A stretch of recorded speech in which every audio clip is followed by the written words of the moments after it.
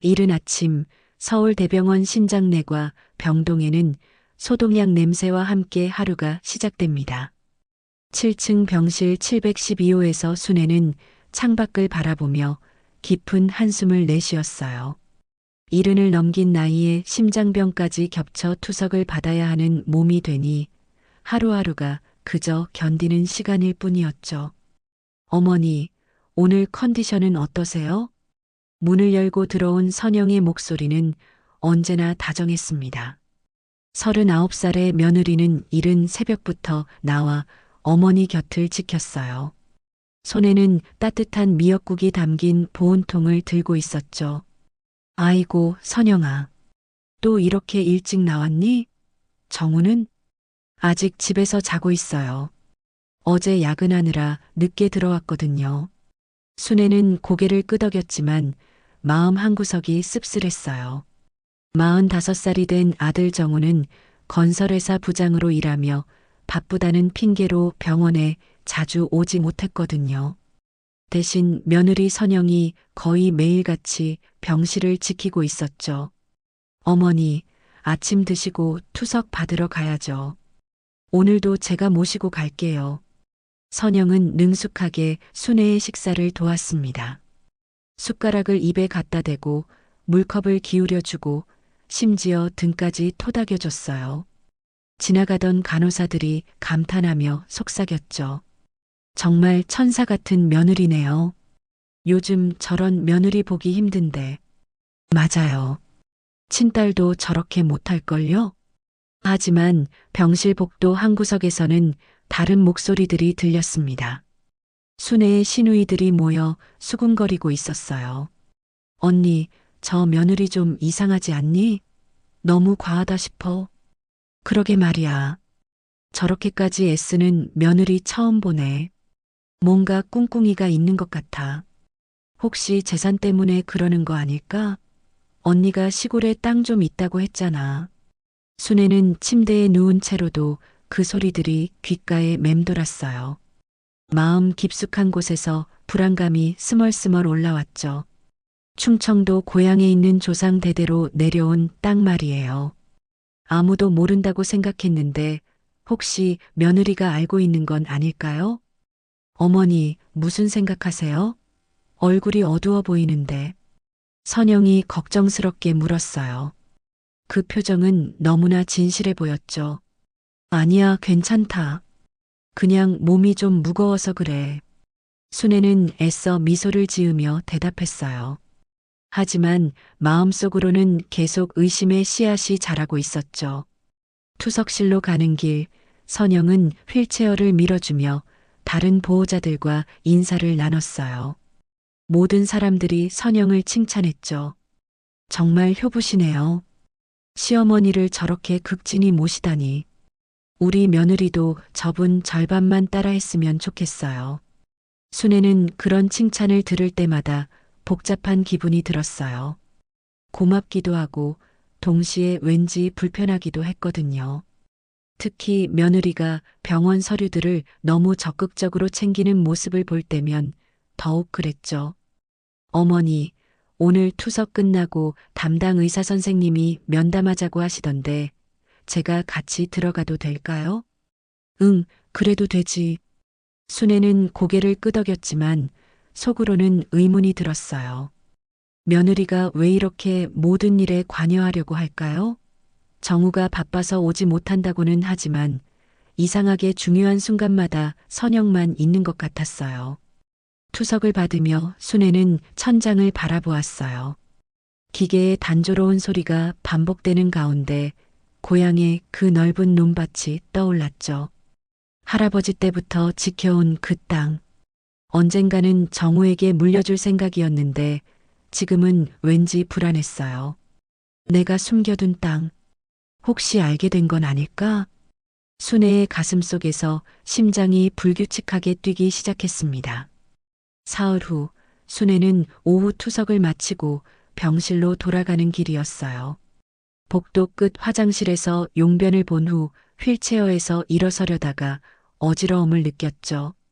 잠시 벽에 기대어 쉬고 있는데 병실 쪽에서 선영의 목소리가 들려왔어요. 네, 맞습니다. 지금 상황이 그래요. 선영이 누군가와 통화를 하고 있었죠. 목소리가 평소와 달리 낮고 조심스러웠어요. 순애는 무심코 귀를 기울였습니다. 아니에요. 아직은 아무것도 모르세요. 하지만 얼마 안 남았어요. 순애의 심장이 두근거리기 시작했어요. 뭔가 이상했거든요. 며느리가 이런 식으로 몰래 전화하는 걸 본 적이 없었죠. 네, 어머니는 곧 도장 찍으실 거예요. 이 땅만 제 앞으로 넘어오면 끝이에요. 순애는 그 순간 온몸이 얼어붙는 것을 느꼈어요. 땅이라고? 며느리가 말하는 땅이 설마 그 땅일까요? 충청도 논산에 있는 조상 대대로 내려온 그 넓은 농지 말이에요? 네, 알겠습니다. 그럼 다음 주까지는 모든 게 정리될 거예요. 걱정 마세요. 선영의 목소리가 점점 가까워졌어요. 순애는 황급히 휠체어에 앉아 아무렇지 않은 척 병실로 향했죠. 하지만 머릿속은 온통 방금 들은 말들로 가득했어요. 어머니, 투석 어떠셨어요? 많이 피곤하시죠? 선영이 다가와서 다정하게 물었어요. 하지만 순애의 눈에는 그 미소가 전과 다르게 보였죠. 뭔가 숨기고 있는 것 같았어요. 응, 괜찮다. 순애는 짧게 대답했어요. 마음속으로는 온갖 생각이 복잡하게 얽혀 있었거든요. 며느리가 어떻게 그 땅에 대해서 알게 되었을까요? 아무한테도 말한 적이 없는데. 어머니, 오늘 저녁에 정우가 올 거예요. 회사 일이 좀 일찍 끝났다고 하더라고요. 그래, 그럼 다행이네. 하지만 순애는 전혀 다행스럽지 않았어요. 오히려 더 불안해졌죠. 며느리가 뭔가 계획하고 있는 것 같았거든요. 저녁 7시경 정우가 병실에 들어왔어요. 피곤한 표정이었지만 어머니를 보고 미소를 지었죠. 엄마, 오늘 컨디션은 어때요? 그럭저럭 견딜만해. 선영이가 정말 고생이 많네요. 매일 이렇게 모시고. 정우는 아내를 바라보며 고마워했어요. 선영은 수줍게 미소 지으며 대답했죠. 당연한 일이에요. 어머니는 제 어머니이기도 하니까요. 순애는 그 말을 들으며 속으로 씁쓸했어요. 정말 딸처럼 생각해서 하는 일일까요? 아니면 다른 속셈이 있는 걸까요? 참, 엄마. 혹시 오래된 서류 같은 거 정리하실 일 있으면 말씀하세요. 선영이가 도와드릴 수 있을 거예요. 정우의 말에 순애는 깜짝 놀랐어요. 왜 갑자기 서류 이야기를 꺼내는 걸까요? 서류가 뭘? 아, 그냥요. 병원에 계시느라 집안일 못 보시잖아요. 혹시 중요한 서류나 도장 같은 것들 정리할 일 있으시면요. 선영이 자연스럽게 거들었어요. 하지만 순애에게는 그 말이 전혀 자연스럽게 들리지 않았죠. 괜찮다. 그런 건 내가 알아서 할게. 순애는 단호하게 대답했어요. 그러자 선영의 표정이 살짝 굳어지는 것 같았죠. 정우가 돌아간 후 선영은 순애의 약을 챙겨주며 말했어요. 어머니, 혹시 제가 뭔가 잘못한 게 있을까요? 오늘 좀 차갑게 대하시는 것 같아서요. 그런 게 아니야. 그냥 몸이 아파서 그래. 하지만 순애는 며느리의 눈을 똑바로 쳐다보지 못했어요. 오늘 들은 전화 내용이 계속 머릿속에 맴돌았거든요. 밤이 깊어가자 선영은 집으로 돌아갔어요. 혼자 남은 순애는 잠이 오지 않았죠. 창밖으로 보이는 서울의 불빛들을 보며 고향의 그 넓은 들판을 떠올렸어요. 할아버지가 피땀 흘려 일궈낸 그 땅, 아버지가 지켜낸 그 땅, 그리고 본인이 한평생 소중히 간직해온 그 땅. 어떻게 며느리가 그 존재를 알게 되었을까요? 저 애가 어떻게 그 땅을. 순애는 이불을 끌어당기며 몸을 웅크렸어요. 갑자기 추워졌거든요. 병 때문이 아니라 마음이 추웠어요. 믿고 있던 며느리가 사실은 다른 속셈을 가지고 있을지도 모른다는 생각에 말이에요. 새벽 3시가 넘어서야 순애는 겨우 잠이 들었어요. 하지만 꿈속에서도 며느리의 그 목소리가 계속 들렸죠. 이 땅만 제 앞으로 넘어오면 끝이에요. 다음 날 아침 순애는 일찍 눈을 떴어요. 밤새 뒤척이느라 제대로 잠을 이루지 못했거든요. 어제 들은 며느리의 전화 내용이 꿈속에서도 계속 맴돌았죠. 어머니, 안녕하세요. 8시가 되자마자 선영이 병실에 들어왔어요. 언제나처럼 밝은 표정이었지만 순애의 눈에는 그 미소가 가면처럼 느껴졌죠. 선영아, 오늘도 일찍 왔구나. 네, 어머니 아침 챙겨드리려고요. 오늘은 죽 대신 미역국 끓여왔어요. 선영은 정성스럽게 식사를 준비했어요. 하지만 순애는 며느리의 모든 행동을 유심히 관찰하고 있었죠. 정말 순수한 마음에서 우러나온 효심일까? 아니면 다른 목적이 있는 것일까 말이에요. 어머니, 오늘 투석 후에 담당 의사 선생님이 앞으로 치료 계획에 대해 상담하자고 하시더라고요. 제가 같이 들어가서 메모해 드릴까요? 아니야, 내가 직접 들을게. 순애의 단호한 대답에 선영이 살짝 당황하는 기색을 보였어요. 네. 하지만 복잡한 의학 용어들도 많고 기억하기 어려우실 텐데요. 내가 아직 그렇게 치매 걸린 사람 아니야. 순애의 목소리에 약간의 경계심이 묻어났어요. 선영은 어색하게 웃으며 대답했죠. 아, 그런 뜻이 아니었는데요. 그냥 도움이 되고 싶어서요. 투석실로 가는 길에 순애는 며느리의 행동을 더 자세히 살펴봤어요. 간호사들과 이야기할 때, 다른 환자 보호자들과 인사할 때, 심지어 병원 청소부 아주머니에게까지 친근하게 대하는 모습, 모든 게 너무 완벽했어요. 순애 어머님 보호자분이시죠? 정말 대단하세요. 매일 이렇게 극진히 모시다니. 투석실 간호사가 감탄하며 말했어요. 에이, 당연한 일인걸요. 어머니께서 저를 이렇게 믿고 의지해 주시니까 더 열심히 해야죠. 선영의 대답을 들으며 순애는 뭔가 이상함을 느꼈어요. 마치 자기가 이미 이 집안의 실질적인 주인인 것처럼 행동하고 있었거든요. 투석이 끝난 후 의사와의 면담 시간이 되었어요. 순애는 선영의 반대에도 불구하고 혼자 들어갔죠. 어머님, 다행히 상태가 많이 호전되고 있습니다. 하지만 계속 관리가 필요해요. 네, 알겠습니다. 참, 보호자분께서 여러 번 퇴원 후 재활 계획에 대해 문의하셨더라고요. 집에서 관리할 때 필요한 서류들도 미리 준비해 달라고 하시고요. 순애는 깜짝 놀랐어요. 선영이 언제 그런 이야기를 했을까요? 면담을 마치고 나온 순애를 선영이 기다리고 있었어요. 어머니, 의사 선생님이 뭐라고 하셨어요? 별거 아니야. 계속 치료받으면 된다고 하더라. 혹시 퇴원에 대한 이야기는 안 나왔나요? 집에서 관리하는 방법이나요? 선영의 질문에 순애는 의심의 눈초리를 보냈어요. 왜 그런 걸 물어보니? 아, 그냥요. 어머니가 빨리 집으로 돌아가고 싶어 하시니까요. 하지만 순애는 집에 돌아가고 싶다는 말을 한 적이 없었어요. 오후에 정우가 병원에 왔어요. 평소보다 심각한 표정이었죠. 엄마, 선영이한테 들었는데 의사 선생님이 뭔가 중요한 이야기를 하셨다면서요?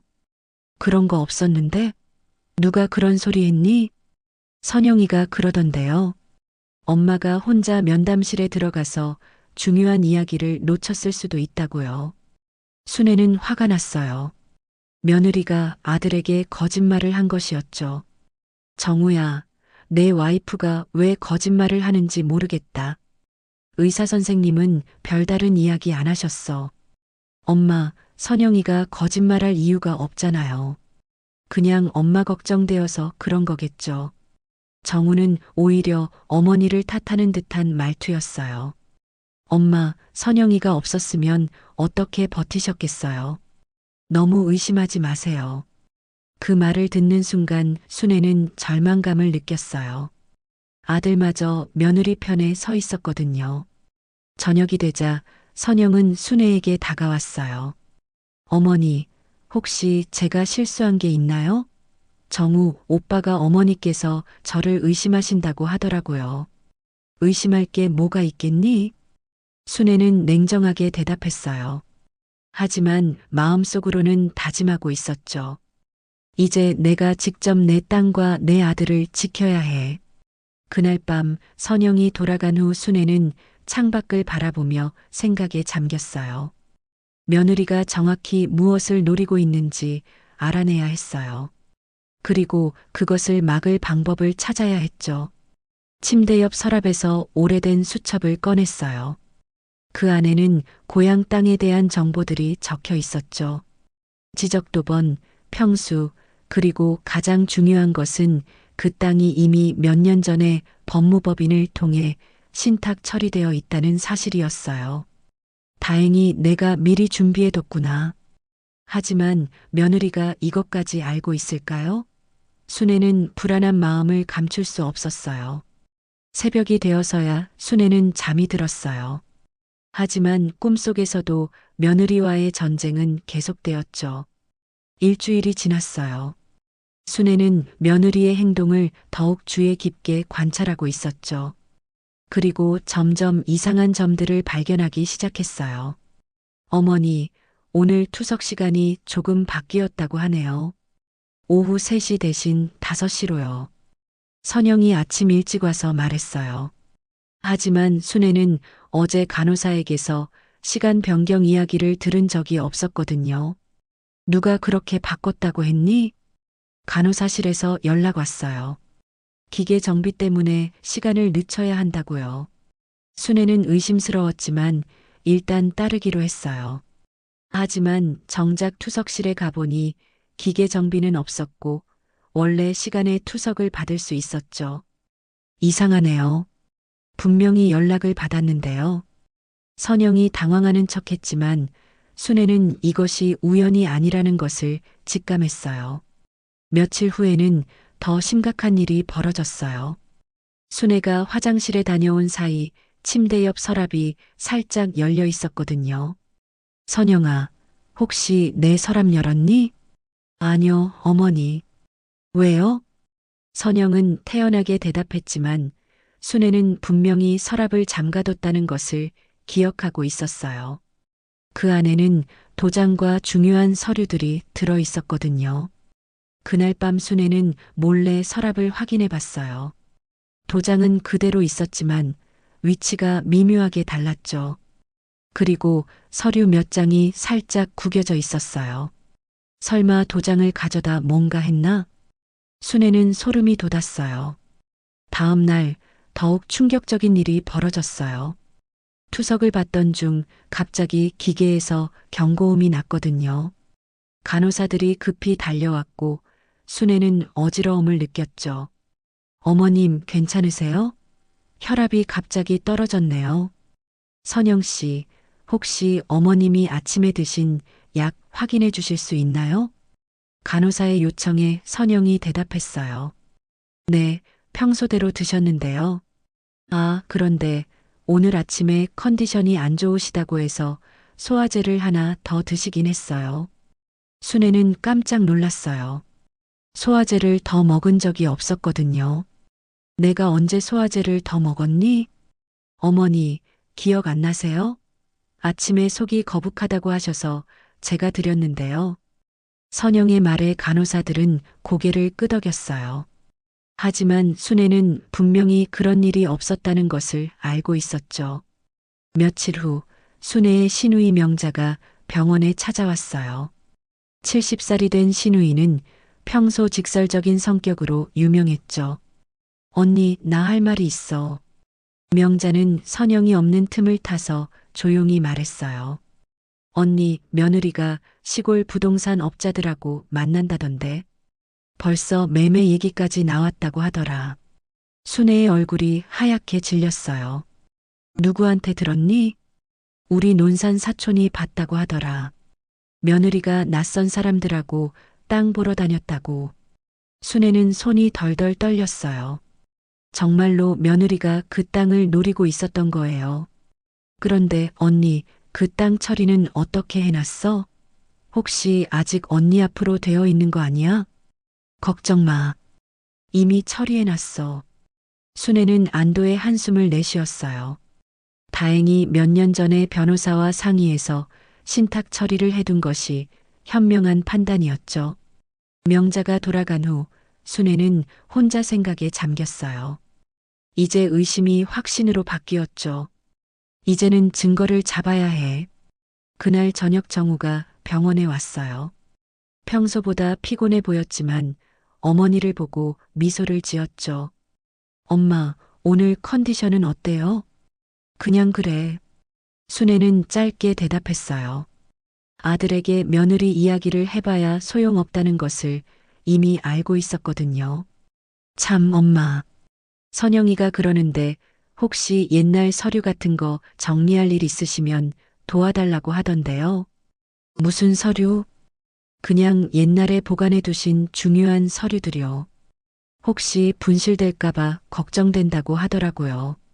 순애는 아들의 말을 들으며 화가 났어요. 며느리가 아들을 이용해서 자기 목적을 달성하려 하고 있었거든요. 그런 건 내가 알아서 할 일이야. 엄마, 선영이가 도와주려는 건데 왜 그렇게 매정하게 굴어요? 정우의 말에 순애는 더욱 서글퍼졌어요. 아들이 완전히 며느리 편에 서 있었죠. 그날 밤 선영이 돌아간 후 순애는 침대에 누워 천장을 바라봤어요. 며느리의 진짜 모습을 이제 확실히 알게 되었지만 정작 그것을 막을 방법은 막막했어요. 내가 죽고 나면 정우는 어떻게 될까? 순애는 아들이 걱정되었어요. 며느리의 본 모습을 모른 채 살아가야 할 아들을 생각하니 마음이 아팠죠. 새벽이 되어서야 순애는 잠이 들었어요.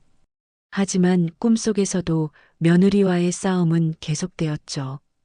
이제는 단순한 의심이 아니라 확실한 증거를 찾아야 할 때였어요. 2주일이 더 지난 화요일 오후 순애는 투석을 받고 있었어요. 평소보다 몸의 컨디션이 좋지 않았죠. 어젯밤부터 가슴이 답답하고 숨이 차는 증상이 계속되었거든요. 어머니, 괜찮으세요? 얼굴이 많이 안 좋아 보이는데요. 선영이 걱정스럽게 물었어요. 하지만 순애는 그 걱정마저도 진짜인지 의심스러웠죠.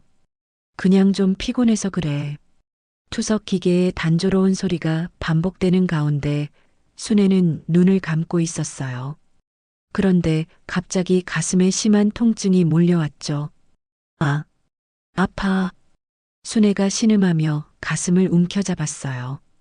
투석 기계에서 경고음이 요란하게 울리기 시작했죠. 어머님, 간호사님, 선영이 큰 소리로 불렀어요. 하지만 이상하게도 간호사들이 바로 오지 않았어요. 평소 같으면 경고음이 울리자마자 달려왔을 텐데 말이에요. 순애의 의식이 흐려지기 시작했어요. 숨을 쉬기가 힘들어졌고 시야가 흐릿해졌죠. 그런데 그 순간 희미한 의식 속에서 선영이 뭔가를 챙기는 모습이 보였어요. 선영은 순애의 침대 옆에 있던 서류 봉투를 재빨리 가방에 넣고 있었어요. 그것도 어머니가 위급한 상황인데 말이에요. 간호사님, 빨리요. 선영이 다시 소리쳤지만 동시에 핸드폰을 꺼내서 누군가에게 문자를 보내고 있었어요. 어머님, 괜찮으세요? 의식 잃으시면 안 돼요. 선영의 목소리가 들렸지만 순애에게는 그 목소리가 가짜로 들렸어요. 정말 걱정하는 사람의 목소리가 아니었거든요. 드디어 간호사들이 달려왔어요. 어떻게 된 거예요? 언제부터 이러셨어요? 갑자기 가슴을 아파하시더니 의식을 잃으실 것 같아요. 선영이 다급하게 대답했어요. 간호사들은 급히 응급처치를 시작했죠. 혈압이 너무 떨어졌어요. 응급실로 옮겨야겠어요. 구급차 준비하세요. 순애는 들것에 실려 구급차로 옮겨졌어요. 선영도 함께 탔죠. 구급차 안에서 순애의 의식이 조금 돌아왔어요. 그런데 그때 선영이 또다시 핸드폰을 만지고 있는 것이 보였어요. 구급대원들이 응급처치에 집중하고 있는 사이에 말이에요. 순애는 희미한 의식으로 선영의 핸드폰 화면을 봤어요. 문자 메시지를 보내고 있었거든요. 곧 제 것이 됩니다. 준비하세요. 그 문자를 본 순간 순애의 눈에서 눈물이 흘러내렸어요. 자기가 죽어가는 이 순간에도 며느리는 땅 생각만 하고 있었던 거예요. 내가 이렇게까지 멸시당할 줄이야. 순애는 마음속으로 절규했어요. 믿고 있던 며느리가 자기 목숨보다 재산을 더 중요하게 생각하고 있다는 사실이 너무나 충격적이었죠. 응급실에 도착한 후 의료진들이 순애를 살리기 위해 최선을 다했어요. 다행히 응급처치가 효과를 보여서 순애의 상태가 조금씩 안정되기 시작했죠. 보호자분은 누구신가요? 의사가 물었어요. 며느리입니다. 남편은 지금 회사에 있어서 연락했어요. 선영이 대답했어요. 하지만 순애는 정우에게 연락하는 선영의 모습을 본 적이 없었어요. 1시간 후 정우가 병원에 도착했어요. 얼굴이 하얗게 질린 채로 응급실로 뛰어왔죠. 엄마, 괜찮으세요? 다행히 위험한 고비는 넘겼습니다. 하지만 심장에 무리가 많이 갔어요. 의사의 설명을 들으며 정우는 안도의 한숨을 내쉬었어요. 선영아, 고생 많았어. 혼자서 이 모든 걸 처리했구나. 정우는 아내를 고마워했어요. 선영은 눈물을 흘리며 대답했죠. 정말 무서웠어요. 어머니가 갑자기 쓰러지시는 걸 보니까 머리가 하얘지더라고요. 하지만 순애는 알고 있었어요. 선영의 그 눈물이 가짜라는 것을 말이에요. 저녁이 되어서 순애는 일반 병실로 옮겨졌어요. 정우는 회사 일 때문에 돌아가야 했고 선영이 밤새 지키기로 했죠. 어머니, 많이 놀라셨죠? 저도 정말 무서웠어요. 선영이 다가와서 말했어요. 하지만 순애는 대답하지 않았죠. 어머니, 혹시 제가 뭔가 잘못했나요? 아까부터 저를 이상하게 보시는 것 같아서요. 순애는 며느리를 똑바로 쳐다봤어요. 너, 내가 죽기를 바라고 있구나. 어머니, 무슨 말씀을 하세요? 제가 왜 그런 생각을 하겠어요? 선영이 깜짝 놀라며 부인했어요. 하지만 순애는 이미 모든 것을 알고 있었죠. 구급차에서 문자 보내는 거 다 봤다. 그 말에 선영의 얼굴이 잠시 굳어졌어요. 하지만 곧 다시 억지 웃음을 지었죠. 어머니, 아마 착각하신 것 같아요. 제가 정우 오빠한테 연락한 거예요. 하지만 순애는 속지 않았어요. 이제 며느리의 진짜 모습을 완전히 알게 되었거든요. 그날 밤 순애는 잠들지 못했어요. 옆에서 자는 척하고 있는 선영을 바라보며 서글픈 마음이 들었죠. 이렇게 가까이에서 자기를 해치려는 사람과 함께 있다는 것이 무서웠어요. 새벽이 되어서야 순애는 겨우 잠이 들었어요. 하지만 악몽에 시달렸죠. 꿈속에서도 선영이 자기를 해치려 하고 있었거든요. 다음 날 아침 순애는 기적처럼 의식을 완전히 회복했어요. 어젯밤의 위기를 넘기고 나니 오히려 머리가 더 맑아진 것 같았죠. 의료진들도 놀랄 정도로 빠른 회복이었어요. 어머님, 정말 다행이에요. 어젯밤에는 어떻게 될지 걱정했는데 담당 의사가 안도하며 말했어요. 네, 감사합니다. 순애는 담담하게 대답했어요. 하지만 마음속으로는 이미 계획을 세우고 있었죠. 오전 10시경 익숙한 목소리가 병실 문 앞에서 들렸어요. 순애 어르신 계시나요? 문을 열고 들어온 것은 김 변호사였어요. 60대 초반의 그는 순애가 오래전부터 신뢰해온 법무법인 대표였죠. 김 변호사님, 어떻게 오셨어요? 선영이 당황하며 물었어요. 순애가 변호사와 만날 일이 있다는 것을 몰랐거든요. 어르신께서 연락하셨습니다. 급한 일이 있다고 하셔서요. 김 변호사는 순애를 바라보며 말했어요. 사실 순애는 어젯밤 새벽에 간호사를 통해 변호사에게 연락을 취했던 거예요. 선영아, 잠깐 밖에 나가 있을래? 할 이야기가 있어.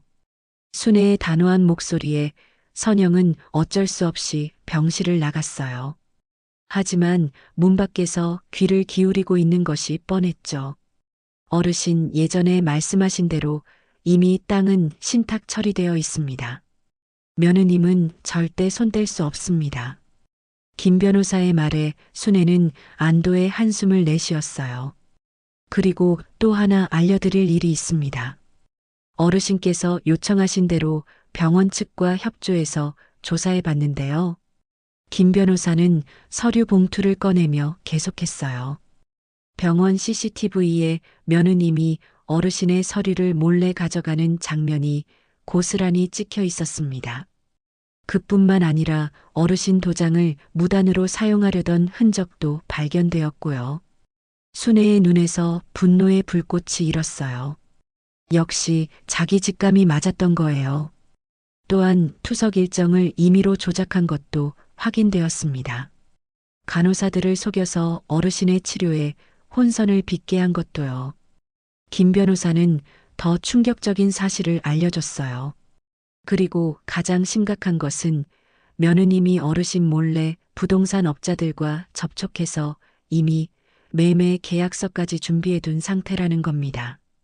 물론 법적 효력은 없지만 사기 혐의로 고발할 수 있는 충분한 증거가 있어요. 순애는 온몸이 떨렸어요. 화가 나서가 아니라 슬퍼서였어요. 그렇게 믿고 있던 며느리가 이런 일을 계획하고 있었다니 말이에요. 어르신, 어떻게 하시겠습니까? 법적 조치를 취하시겠어요? 김 변호사의 질문에 순애는 잠시 생각했어요. 단순히 복수를 하는 것보다 더 중요한 것이 있었거든요. 아들 정우가 진실을 알아야 했어요. 일단 증거는 모두 보관해 주세요. 그리고 며느리에게는 아직 아무 말도 하지 마세요. 알겠습니다. 하지만 너무 오래 기다리시면 더 위험할 수도 있어요. 걱정 마세요. 이제 제가 직접 처리할 거예요. 김 변호사가 떠난 후 선영이 다시 병실로 들어왔어요. 어머니, 변호사님과 무슨 이야기를 하셨어요? 별거 아니야. 옛날 일 정리하는 거였어. 순애는 태연하게 대답했어요. 하지만 마음속으로는 이미 반격을 준비하고 있었죠. 혹시 재산 정리에 관한 이야기였나요? 그렇다면 저도 도움을 드릴 수 있을 텐데요. 선영의 말에서 욕심이 그대로 드러났어요. 순애는 냉소적인 미소를 지었죠. 내가 도움을 줄 일은 없을 거야. 오후에 정우가 병원에 왔어요. 어제보다는 안색이 좋아 보였지만 여전히 걱정스러운 표정이었죠. 엄마, 오늘은 컨디션이 어때요? 많이 좋아졌어. 걱정 마. 다행이에요. 선영이 말로는 변호사님이 오셨다던데 무슨 일이에요? 정우의 질문에 순애는 잠시 머뭇거렸어요. 아직 아들에게 진실을 말할 때가 아니었거든요. 그냥 옛날 서류 정리하는 일이었어. 혹시 유언장 같은 거 작성하신 건 아니죠? 엄마, 아직 그런 생각하기엔 이르세요. 정우의 걱정에 순애는 쓸쓸하게 웃었어요. 유언장은 이미 써뒀어. 하지만 내가 생각하는 것과는 많이 다를 거야. 그날 저녁 선영이 돌아간 후 순애는 창밖을 바라보며 결심을 굳혔어요. 이제 내 민낯을 세상에 드러내줄 차례다. 순애는 침대 옆 서랍에서 작은 녹음기를 꺼냈어요. 김 변호사가 몰래 준 것이었죠. 이제 며느리의 진짜 모습을 녹음으로 남겨서 아들에게 보여줄 계획이었어요. 며칠 후면 정우의 생일이었어요. 매년 가족들이 모이는 날이었죠. 순애는 그날을 마지막 대결의 날로 정했어요. 정우야, 미안하다. 하지만 내가 진실을 알아야 해. 순애는 마음속으로 아들에게 사과했어요. 곧 아들의 마음에 큰 상처를 줄 것이 뻔했거든요.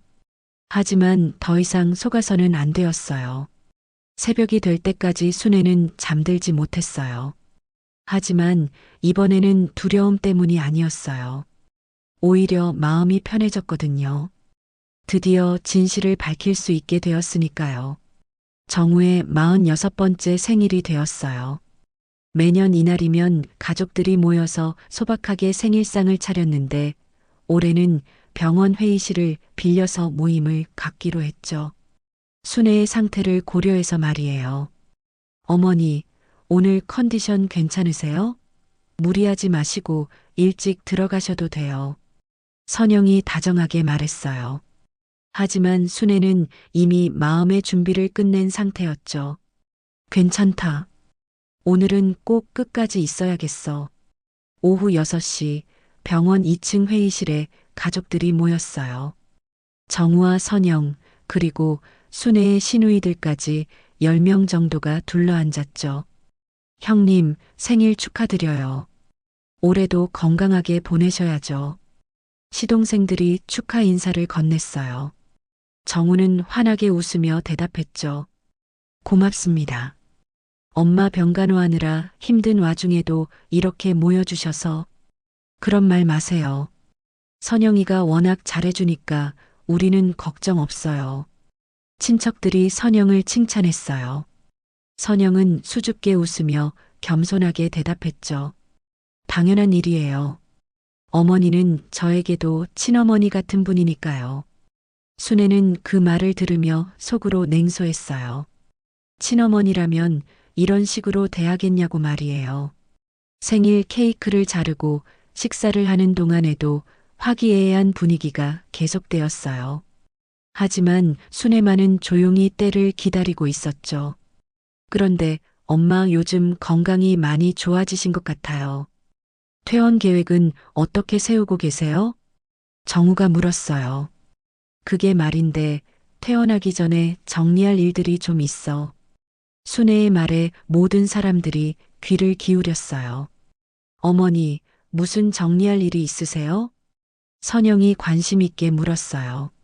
눈빛에서 기대감이 엿보였죠. 재산 정리 말이야. 순애의 말에 방안이 조용해졌어요. 모든 사람들이 긴장한 표정으로 순애를 바라봤죠. 시골에 있는 땅 말인데 이제 처리할 때가 된 것 같아. 선영의 눈이 반짝였어요. 드디어 기다리던 순간이 온 것 같았거든요. 어머니, 그 땅이요? 혹시 논산에 있는 그 넓은 농지 말씀이세요? 선영아, 너 그 땅을 어떻게 알고 있니? 순애가 짐짓 놀란 척하며 물었어요. 하지만 이미 예상했던 반응이었죠. 아, 그게 정우 오빠한테 들었어요. 선영이 당황하며 대답했어요. 하지만 정우는 고개를 갸우뚱했죠. 내가 언제 그런 얘기했나? 나도 그 땅에 대해서는 자세히 모르는데. 순애는 이때를 기다렸어요.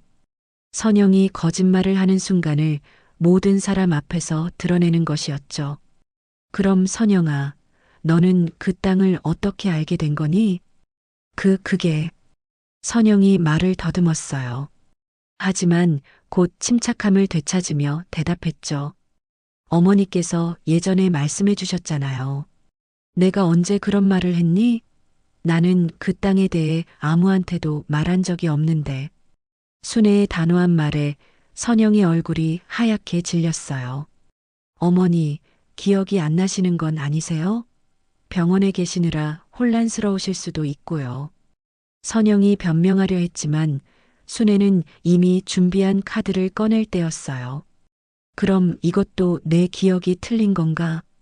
순애는 가방에서 서류 봉투를 꺼냈어요. 그 안에는 김 변호사가 준비한 모든 증거 자료가 들어 있었죠. 이게 뭐예요? 정우가 의아해하며 물었어요. 내 와이프가 몰래 부동산 업자들과 만나서 내 땅을 팔려고 했던 증거야. 순애의 말에 방안이 시끄러워졌어요. 친척들이 웅성거리기 시작했죠. 뭐라고요? 그게 무슨 소리예요? 정우가 황당해하며 물었어요. 그뿐만 아니야. 내 와이프는 내 도장을 몰래 훔치려 했고 병원 서류도 조작했어. 심지어 내가 위급할 때도 땅 생각만 하고 있었고 순애는 차근차근 선영의 죄상을 나열했어요.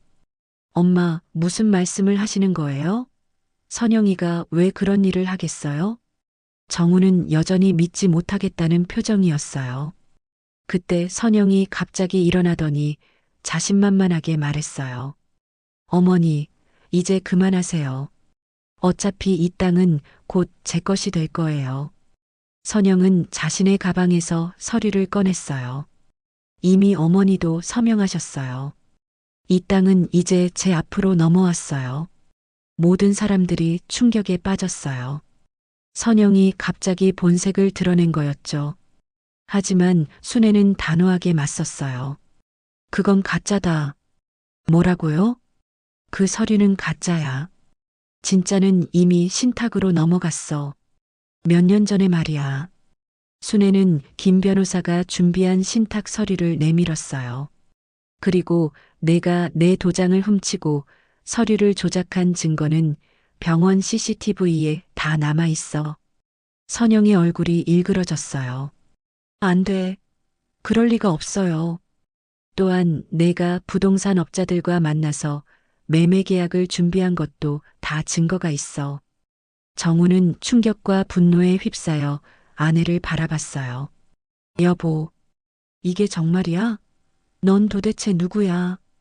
정우의 절규 같은 외침에 선영은 더 이상 가면을 쓸 수 없었어요. 맞아요. 다 맞다고요. 내가 여기까지 온 게 다 그 땅 때문이었어요. 선영이 마침내 본색을 드러내며 소리쳤어요. 당신 같은 무능한 남편하고 살면서 언제까지 가난하게 살아야 해요? 그 땅만 있으면 우리 인생이 바뀔 수 있었는데. 방안이 조용해졌어요. 모든 사람들이 선영의 진짜 모습에 충격을 받았거든요. 내가 얼마나 힘들게 그 늙은이 비위 맞춰가며 살았는데. 이제 와서 이런 식으로 나올 거예요? 선영은 눈물을 흘리며 절규했어요.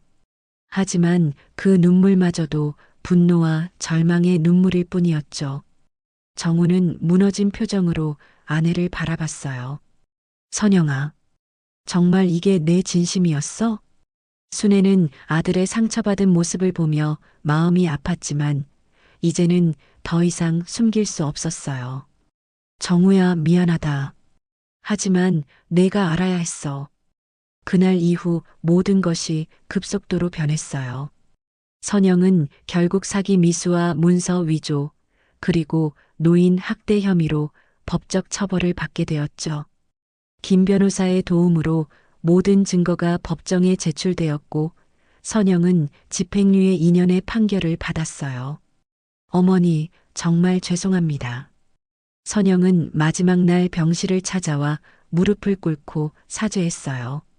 하지만 그 사과조차 진심인지 의심스러웠죠. 이제 와서 미안하다고 해서 뭐가 달라지니? 순애는 차갑게 대답했어요.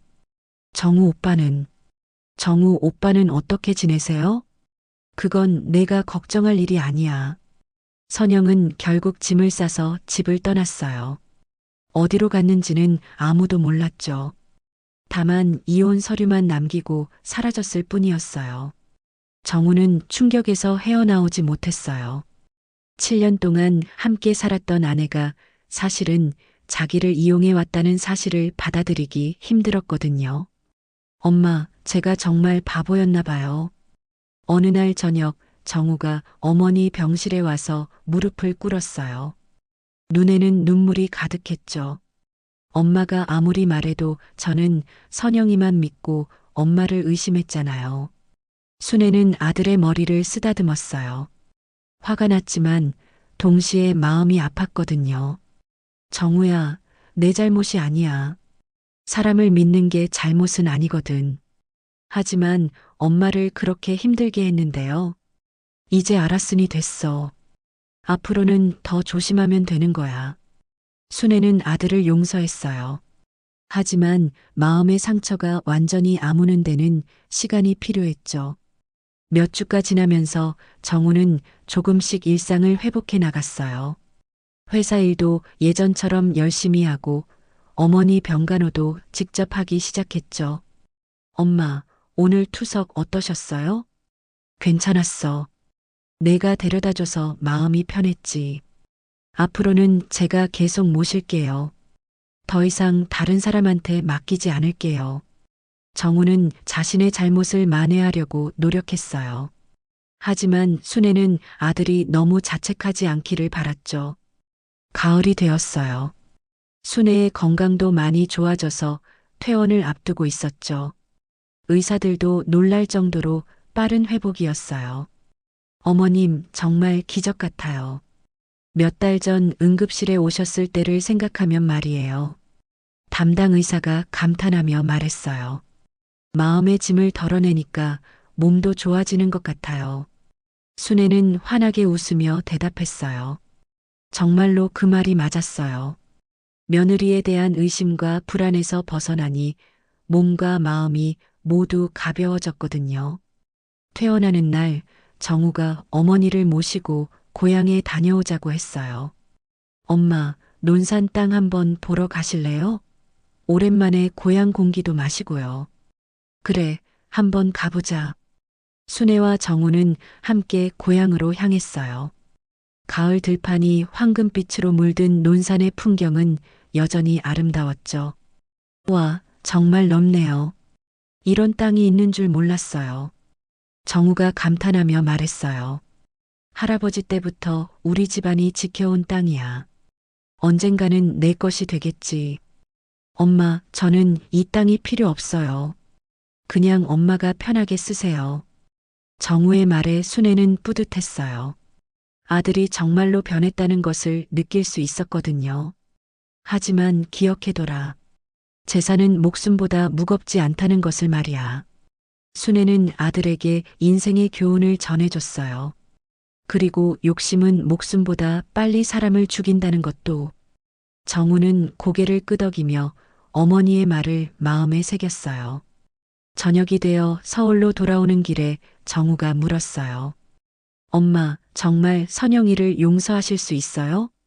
용서는 시간이 지나면 될 수도 있지. 하지만 잊지는 않을 거야. 순애는 솔직하게 대답했어요.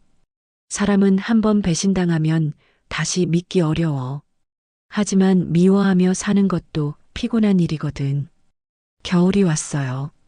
순애는 이제 완전히 회복해서 집에서 편안하게 지내고 있었어요. 정우도 새로운 사람을 만나기 시작했죠.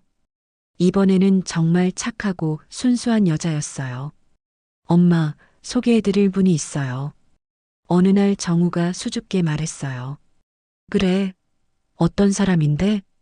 간호사예요. 병원에서 만났는데 정말 마음씨가 착해요. 순애는 아들의 새로운 시작을 응원했어요. 하지만 이번에는 더욱 신중하게 지켜보기로 했죠.